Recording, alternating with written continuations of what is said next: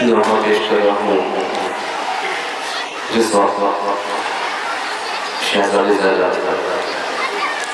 अपने भाई को आखिरी वुसअत अलविदा कहते हैं वहाँ एक एक मिसरे तो जगह तारीफ हो अल्लाह देखेगा भैया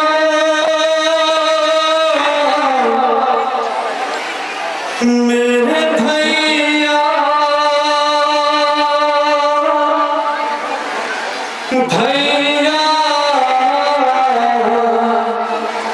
मेरे भैया ये कह के गला शाह का हमशीन चूमा अब आप मरने के लिए जाते हो भैया ये कह के गला शाह एक मिसरे को जगह इंशाअल्लाह बहुत मसला हो गया तसस्सुर देखेगा शायरी का भी मरने के लिए जाते हो भैया ये कह के गला शाह का हमशीन चूमा अब आप भी मरने के लिए जाते हो भैया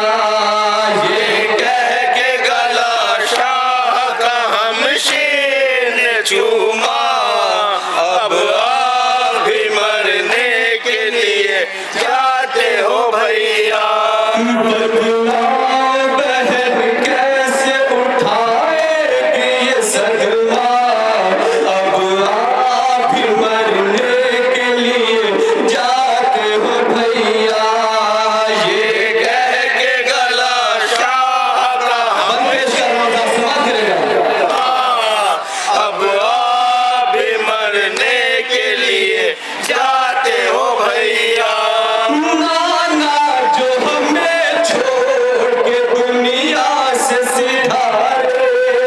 माँ जिंदा थी मौजूद थे बाबा भी हमारे